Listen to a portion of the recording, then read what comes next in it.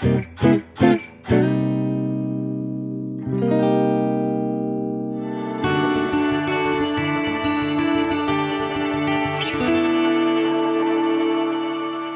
this is the minor 7 shape of the A string. This is very similar to the minor shape that we already know, which is just a minor chord, except we're going to be adding the 7th.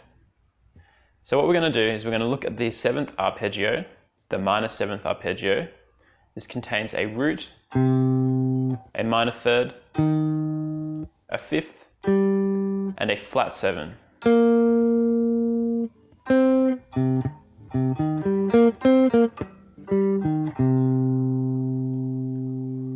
So instead of the minor arpeggio that we know,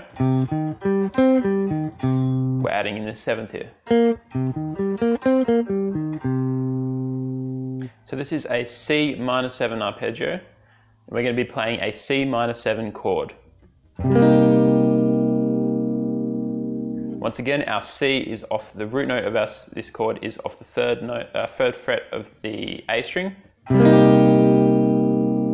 which is going to be our C. And we're going to be playing 3rd fret, our tonic, 5th fret of the D string, which is going to be our 5th. Then we're going to use our 3rd fret of the G string. This is going to be a bar.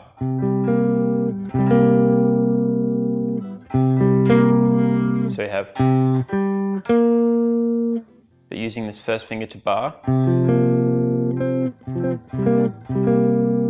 And then we're going to be putting our 2nd finger on the 4th fret of the B string. This is our 3rd, our minor 3rd.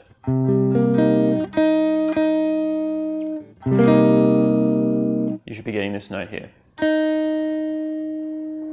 And then our bar will continue across right up until our G on the 3rd fret of the E string. So altogether we have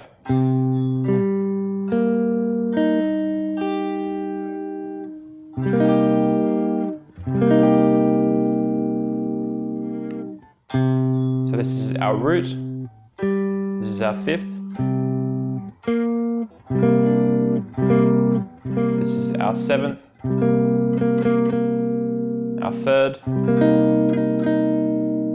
and then our 5th again. Take note of the difference between this and the normal minor shape.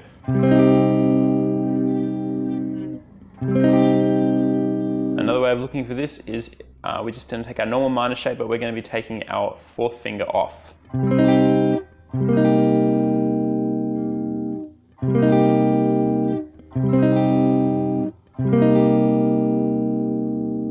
Now, just like all the other bar shapes, it's important to move this up and down the fretboard to get yourself used to the different size frets.